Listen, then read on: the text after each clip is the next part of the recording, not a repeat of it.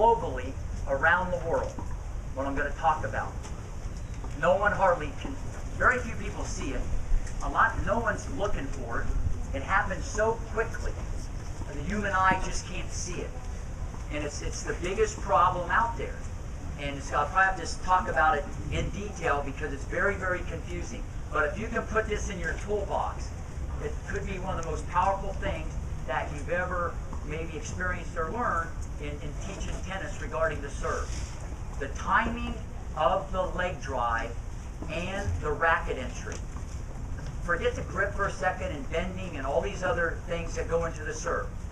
The number one problem around the world, it doesn't matter club player, it doesn't matter college player, and this is a little more prominent on the women's tour, and it's, in my opinion, because the guys at a younger age are throwing more, they synchronize the lower body to drive the engine, football, baseball, whatever it is, the timing of the leg drive and the racket entry is timed much better.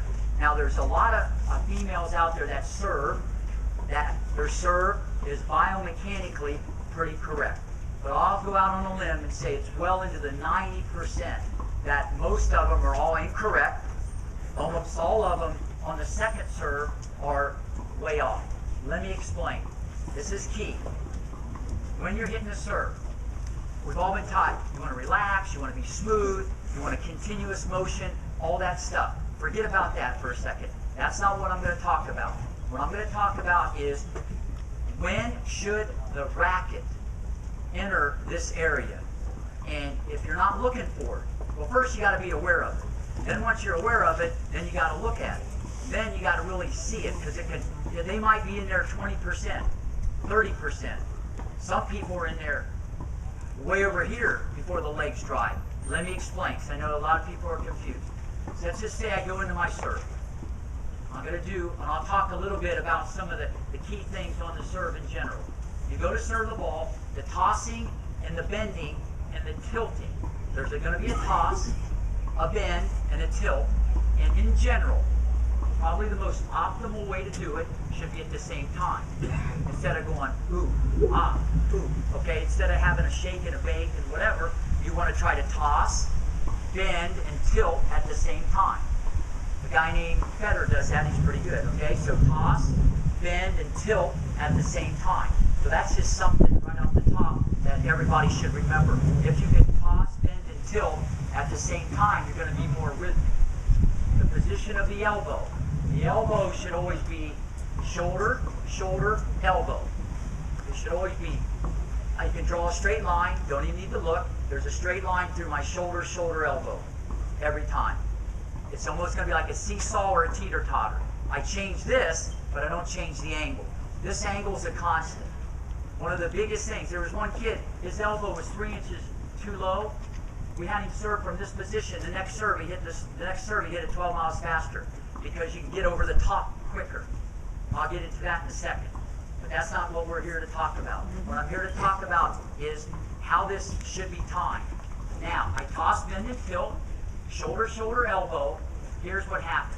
The number one problem, when the racket starts to come towards this area, when the racket starts to enter, all right, when the racket starts to enter, and I wouldn't even go and tell people to back scratch and stuff like that. If you want to use that as a teaching tool or whatever, that might be good, but that could mess a lot of people up because they stick it down there a week early, and that kind of exacerbates the problem I'm talking about. Now, you might get the kids to hit up more, but just be careful about that, because here's what should happen.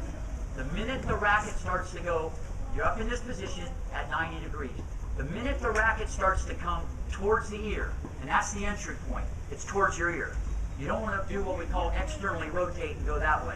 A lot of kids do that. You see like the frying pan or waiter or whatever, all right? So the racket comes this way. I'll talk about that in a minute also. The key is on toss, bend, and tilt. Now from this position, anybody want to guess what happens next? It's all, okay, this is the key. If I had anybody come out here and throw a ball, everybody would do it right. Well, maybe John would, but most everybody would do it right, okay? Hey, you're in the front row, okay? Everybody would do it right. drive initiates racket speed. Leg drive biomechanically initiates the racket speed.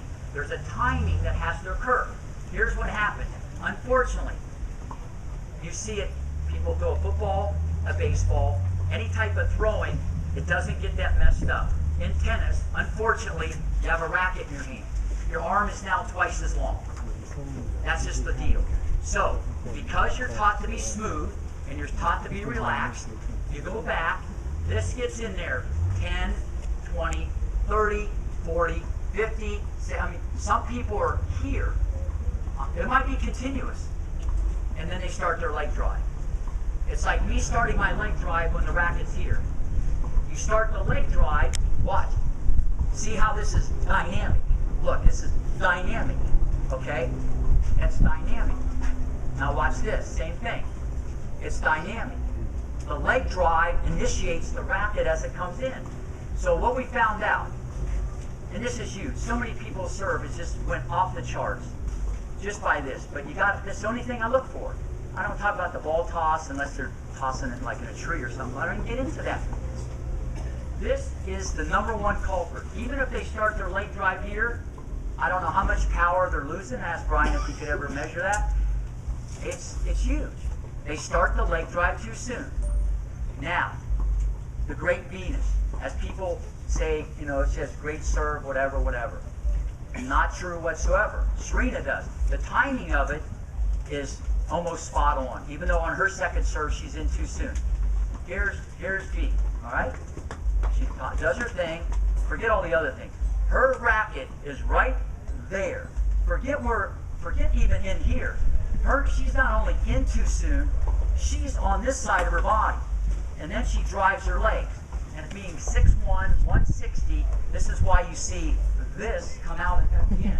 And people on TV are going, oh, no wonder the serve's 68 miles an hour in the middle of the box like a nice little butterfly.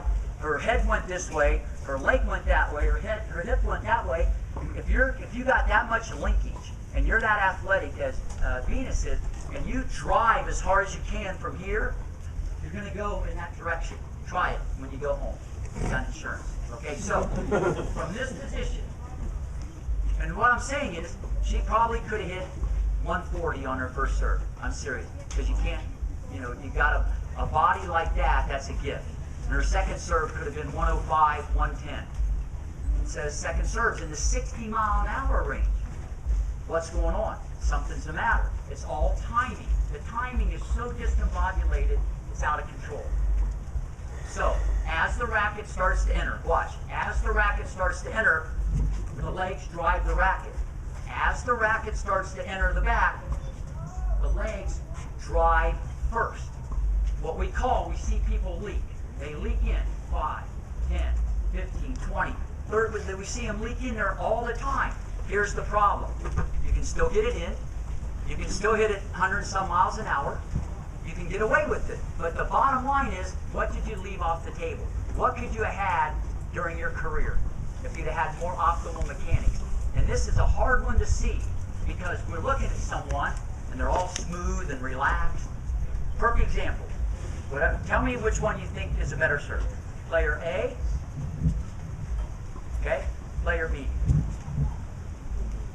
A lot of people might think A because cosmetically it was smoother, it was relaxed, it looked good. My racket was down my back all the way when my legs started driving. On the second one, I built in a hesitation. And it was interesting, when you have a hesitation, because I'm getting into the correction now, you can't just say, hey Matt, you're into your back too soon. Good luck, buddy. It ain't gonna work. You gotta, then how do we correct it? Here's what we do. We put you on probation, okay? I know some of you guys have been there too, all right? Put you on probation. We start here from this position. From this position. Why? I want you to get your house in order, all right? You gotta get your act together. We can't just tell you, slow the racket down, you're in too soon, good luck. It's not gonna work. Start the kids from here, 90 degrees, a little tilt, like a little gooseneck of the rackets like this. They're gonna toss, bend, and tilt, and all I want them to do is they're gonna drive the legs first. See, my legs go, this is happening first. If this is in, there, you're gonna lose a little power. Little power. Little power. You can still do it. You're just driving too late. And I'm telling you, no one sees it. This is huge. This is a huge, huge thing. And through all Brian's research, I mean, the speeds that have increased, and just how much better biomechanically so many these players have become. It's amazing.